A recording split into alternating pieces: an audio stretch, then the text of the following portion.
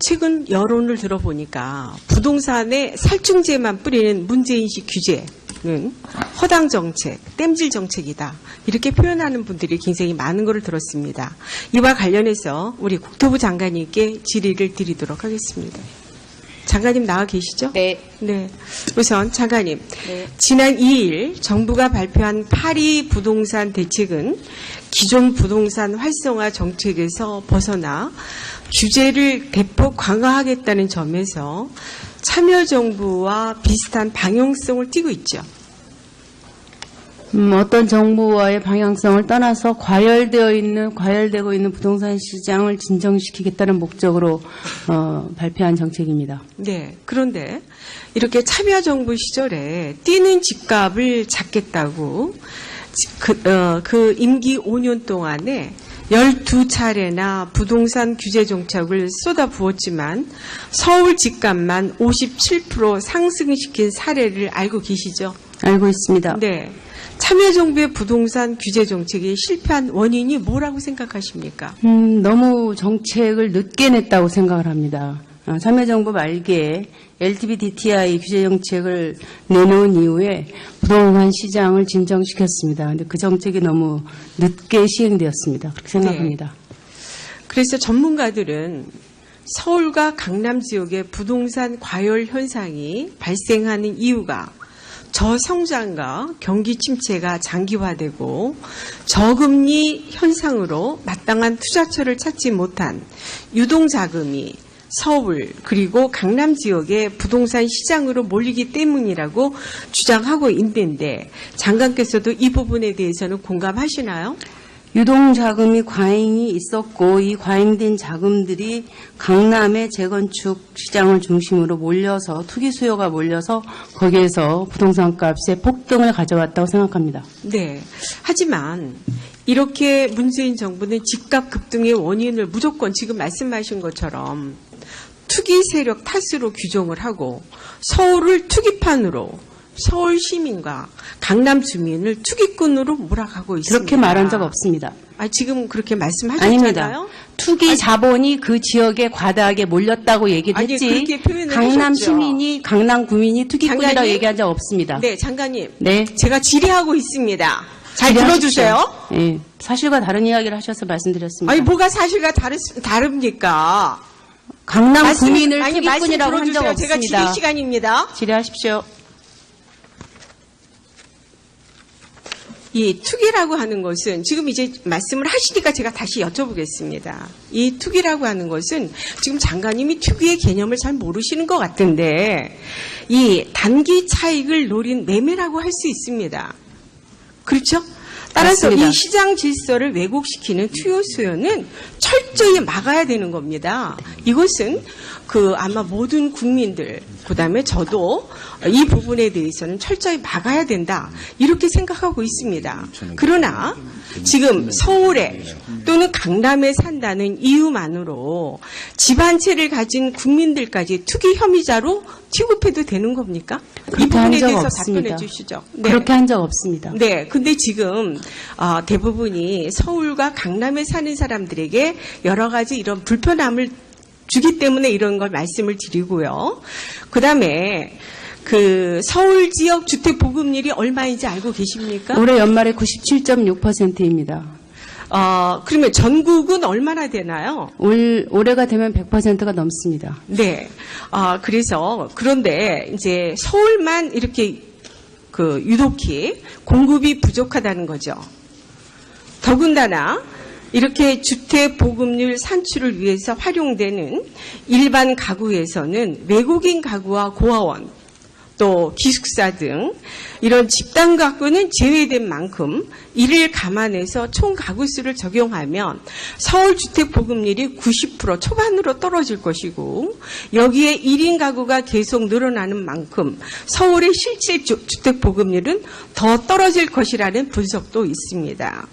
최근에 서울연구원 보고서 역시 2016년에 기준 서울의 인구 1000명당 주택수는 355가구인데 프랑스는 이제 605가구 또는 뉴욕 등등 굉장히 우리가 떨어져 있다. 하지만 이렇게 서울의 경우에는 개발 공간이 부족하다 보니까 주택 공급을 재건축, 재개발에 의지할 수밖에 없고, 특히 강남의 경우는 3, 40년 된 낡은 아파트를 중심으로 해서 재건축 수요가 발생하는 것입니다. 아까 이제 우리 장관님께서 굉장히 격한 어조로 말씀하셨는데, 혹시 강남의 음마 아파트 같은 데 한번 와보셨나요? 지나가 봤습니다. 네, 현장은 안 보셨죠? 네. 지금 굉장히 위험한 수준입니다. 너무 오래됐고 그 당시에 잘 아시는 것처럼 이 아파트가 굉장히 날린 공사였습니다. 그래서 그런 거를 아신다 그러면 과연 그런 국민들 앞에 그런 말 표현을 하실 수 있을래는지 굉장히 걱정이 됩니다. 이처럼 문재인 정부의 어설픈 전방위식 규제로 서울의 재건축, 재개발 시장이 급속도로 얼어붙고 있고, 또 그 LTV가 대폭 축소되면서 일부에서는 재건축, 재개발을 포기하려는 움직임까지 보이고 있습니다. 이거는 사실 음마 아파트인데 가서 보면 서민들의 주거 안정하고 관계가 되는 일입니다. 그래서 이제 장관님께서도 말씀이 계신 것처럼 집을 투기 수단으로 전락시키지 않겠다고 말씀을 하신 적이 있습니다. 네. 집은 투기의 대상이 아니라 거주의 공간입니다. 그렇기 때문에 그 누구도 오래되어 낡고 열악한 주거 환경을 원하지 않습니다. 이 부분에 대해서는 동의하시죠?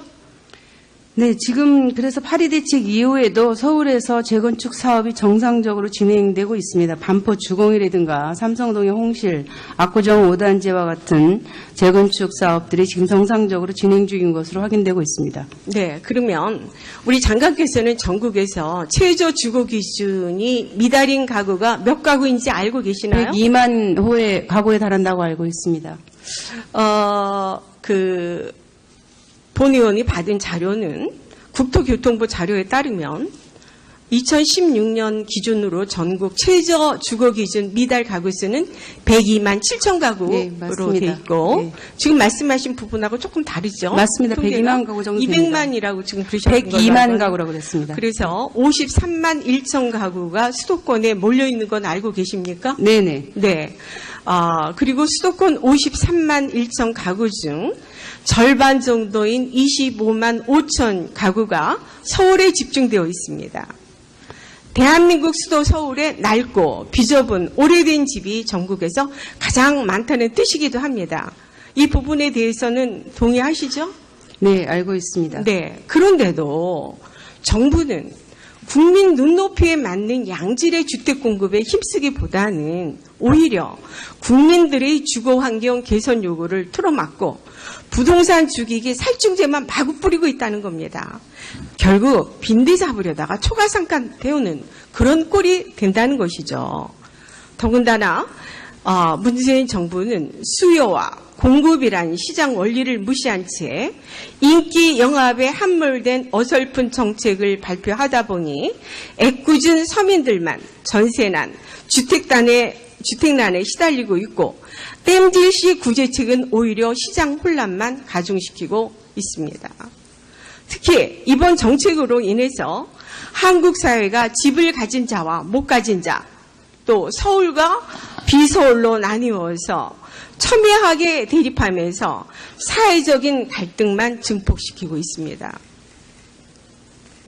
문재인 정부는 조속히 이번 부동산 정책을 철회하고 재건축 시장의 과감한 규제 완화를 통한 수도권 공급 확대는 물론 부동산 시장이 선순환될 수 있는 올바른 정책을 펴주시길 강력히 촉구합니다. 장관께서도 그렇게 해주시겠습니까? 저 답변을 좀 드려도 되겠습니까? 네, 예. 말씀하세요. 아까 의원님께서 주택 통계를 말씀하실 때 몇 가지의 이제 착오가 있다, 포함이 안 돼 있는 부분이 있다 이렇게 말씀하셨는데, 지금 현재 통계에도 굉장히 많은 오피스텔은 주거로 집계가 되지 않기 때문에 의원님께서 말씀하신 숫자를 서로 상쇄시키면 서울의 주택 보급률은 올 연말에 97.6% 정도가 되는 것이 맞고요. 의원님께서 걱정하시는 최저 주거 기준이라고 하는 것은 1인당 주거 기준이 3평 이하인 경우에 해당하기 때문에 의원님께서 말씀하시는 건 재건축 아파트 단지하고는 좀 거리가 멀고요. 이런 분들을 위해서는 정부에서는 공공임대주택 같은 것들을 적극적으로 보급하려고 하고 있습니다. 그리고 걱정하시는 그 서울 지역의 공급 문제에 관련해서는 오늘 아침 신문에서도 일제히 보도가 되었다시피 올 9월달부터 물량 폭탄이라고 할 만큼 아파트가 쏟아지고 있습니다. 그래서 서울에 올해 28만 6천 가구고요. 수도권에 28만 6천 가구고 서울에 7만 5천 가구, 강남에서도 1만 9천 가구로 5년 평균 1만 7천 호보다 훨씬 많은 주택이 보급된다는 점을 말씀드리겠습니다. 예, 우리 이현정 의원님 수고하셨습니다. 는 개발 공간이 부족하다 보니까 주택 공급을 재건축, 재개발에 의지할 수밖에 없고 특히 강남의 경우는 3, 40년 된 낡은 아파트를 중심으로 해서 재건축 수요가 발생하는 것입니다. 아까 이제 우리 장관님께서 굉장히 격한 어조로 말씀하셨는데 혹시 강남의 음마 아파트 같은 데 한번 와보셨나요? 지나가 봤습니다. 네, 현장은 안 보셨죠? 네. 지금 굉장히 위험한 수준입니다. 너무 오래됐고 그 당시에 잘 아시는 것처럼 이 아파트가 굉장히 날린 공사였습니다. 그래서 그런 거를 아신다 그러면 과연 그런 국민들 앞에 그런 말 표현을 하실 수 있을래는지 굉장히 걱정이 됩니다. 이처럼 문재인 정부의 어설픈 전방위식 규제로 서울의 재건축, 재개발 시장이 급속도로 얼어붙고 있고 또 그 LTV가 대폭 축소되면서 일부에서는 재건축, 재개발을 포기하려는 움직임까지 보이고 있습니다. 이거는 사실 음마 아파트인데 가서 보면 서민들의 주거 안정하고 관계가 되는 일입니다. 그래서 이제 장관님께서도 말씀이 계신 것처럼 집을 투기 수단으로 전락시키지 않겠다고 말씀을 하신 적이 있습니다. 네. 집은 투기의 대상이 아니라 거주의 공간입니다. 그렇기 때문에 그 누구도 오래되어 낡고 열악한 주거 환경을 원하지 않습니다. 이 부분에 대해서는 동의하시죠? 네, 지금 그래서 파리 대책 이후에도 최근 여론을 들어보니까 부동산에 살충제만 뿌리는 문재인식 규제는 허당 정책, 땜질 정책이다. 이렇게 표현하는 분들이 굉장히 많은 것을 들었습니다. 이와 관련해서 우리 국토부 장관님께 질의를 드리도록 하겠습니다. 장관님 나와 계시죠? 네. 네.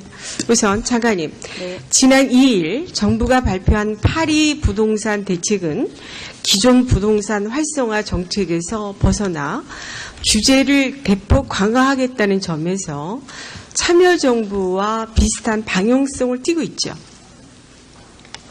어떤 정부와의 방향성을 떠나서 과열되고 있는 부동산 시장을 진정시키겠다는 목적으로 발표한 정책입니다. 네. 그런데 이렇게 참여정부 시절에 뛰는 집값을 잡겠다고 그 임기 5년 동안에 12차례나 부동산 규제 정책을 쏟아부었지만 서울 집값만 57% 상승시킨 사례를 알고 계시죠? 알고 있습니다. 네. 참여정부의 부동산 규제 정책이 실패한 원인이 뭐라고 생각하십니까? 너무 정책을 늦게 냈다고 생각을 합니다. 참여정부 말기에 LTV DTI 규제 정책을 내놓은 이후에 부동산 시장을 진정시켰습니다. 근데 그 정책이 너무 늦게 시행되었습니다. 그렇게 생각합니다. 네. 그래서 전문가들은 서울과 강남 지역의 부동산 과열 현상이 발생하는 이유가 저성장과 경기 침체가 장기화되고 또 서울에서 재건축 사업이 정상적으로 진행되고 있습니다. 반포 주공이라든가 삼성동의 홍실, 압구정 5단지와 같은 재건축 사업들이 지금 정상적으로 진행 중인 것으로 확인되고 있습니다. 네, 그러면 우리 장관께서는 전국에서 최저 주거 기준이 미달인 가구가 몇 가구인지 알고 계시나요? 102만 호의 가구에 달한다고 알고 있습니다. 본 의원이 받은 자료는 국토교통부 자료에 따르면 2016년 기준으로 전국 최저 주거 기준 미달 가구 수는 102만 7천 가구로 네, 맞습니다. 돼 있고 네. 지금 말씀하신 부분하고 조금 다르죠? 맞습니다. 통계가? 102만 가구 정도 됩니다. 200만이라고 지금 그러셨는 걸로 102만 알고 가구라고 그랬습니다. 그래서 53만 1천 가구가 수도권에 몰려 있는 건 알고 계십니까? 네네. 네. 그리고 수도권 53만 1천 가구 중 절반 정도인 25만 5천 가구가 서울에 집중되어 있습니다. 대한민국 수도 서울에 낡고 비좁은 오래된 집이 전국에서 가장 많다는 뜻이기도 합니다. 이 부분에 대해서는 동의하시죠? 네, 알고 있습니다. 네. 그런데도 정부는 국민 눈높이에 맞는 양질의 주택 공급에 힘쓰기보다는 오히려 국민들의 주거 환경 개선 요구를 틀어막고 부동산 주기기 살충제만 마구 뿌리고 있다는 겁니다. 결국 빈대 잡으려다가 초가상간 태우는 그런 꼴이 된다는 것이죠. 더군다나 문재인 정부는 수요와 공급이란 시장 원리를 무시한 이 부분에 대해서는 철저히 막아야 된다, 이렇게 생각하고 있습니다. 그러나 지금 서울에 또는 강남에 산다는 이유만으로 집 한 채를 가진 국민들까지 투기 혐의자로 취급해도 되는 겁니까? 이 그렇게 한 부분에 적 대해서 없습니다. 답변해 주시죠. 네. 그렇게 한 적 없습니다. 네, 근데 지금 대부분이 서울과 강남에 사는 사람들에게 여러 가지 이런 불편함을 주기 때문에 이런 걸 말씀을 드리고요. 그다음에 그 서울 지역 주택 보급률이 얼마인지 알고 계십니까? 올해 연말에 97.6%입니다. 그러면 전국은 얼마나 되나요? 올해가 되면 100%가 넘습니다. 네. 그런데 이제 서울만 이렇게 유독히 공급이 부족하다는 거죠. 더군다나 이렇게 주택 보급률 산출을 위해서 활용되는 일반 가구에서는 외국인 가구와 고아원, 또 기숙사 등 이런 집단 가구는 제외된 만큼 이를 감안해서 총 가구 수를 적용하면 서울 주택 보급률이 90% 초반으로 떨어질 것이고, 여기에 1인 가구가 계속 늘어나는 만큼 서울의 실제 주택 보급률은 더 떨어질 것이라는 분석도 있습니다. 최근에 그 서울연구원 보고서 역시 2016년에 기준 서울의 인구 1000명당 주택수는 355가구인데 프랑스는 이제 605가구 또는 뉴욕 등등 굉장히 우리가 떨어져 있다. 하지만 이렇게 서울의 경우에 저금리 현상으로 마땅한 투자처를 찾지 못한 유동자금이 서울 그리고 강남 지역의 부동산 시장으로 몰리기 때문이라고 주장하고 있는데, 장관께서도 이 부분에 대해서는 공감하시나요? 유동자금이 과잉이 있었고, 이 과잉된 자금들이 강남의 재건축 시장을 중심으로 몰려서, 투기 수요가 몰려서 거기에서 부동산 값의 폭등을 가져왔다고 생각합니다. 네. 하지만 이렇게 문재인 정부는 집값 급등의 원인을 무조건 지금 말씀하신 것처럼 투기 세력 탓으로 규정을 하고 서울을 투기판으로, 서울 시민과 강남 주민을 투기꾼으로 몰아가고 있습니다. 그렇게 말한 적 없습니다. 지금 그렇게 말씀하셨잖아요. 아닙니다. 투기 자본이 그 지역에 과다하게 몰렸다고 얘기를 했지. 그렇게 표현을 강남 하셨죠. 시민이, 강남 구민이 투기꾼이라고 장관님? 얘기한 적 없습니다. 네, 장관님. 네. 제가 질의하고 있습니다. 잘 질의하십시오. 들어주세요. 네. 사실과 다른 이야기를 하셔서 말씀드렸습니다. 뭐가 사실과 다릅니까? 강남 구민을 말씀 투기꾼이라고 한 적 들어주세요. 없습니다. 제가 질의 시간입니다. 질의하십시오. 이 투기라고 하는 것은 지금 이제 말씀을 하시니까 제가 다시 여쭤보겠습니다. 이 투기라고 하는 것은 지금 장관님이 투기의 개념을 잘 모르시는 것 같은데, 이 단기 차익을 노린 매매라고 할 수 있습니다. 그렇죠? 따라서 맞습니다. 이 시장 질서를 왜곡시키는 투여 수요는 철저히 막아야 되는 겁니다. 이것은 아마 모든 국민들, 그다음에 저도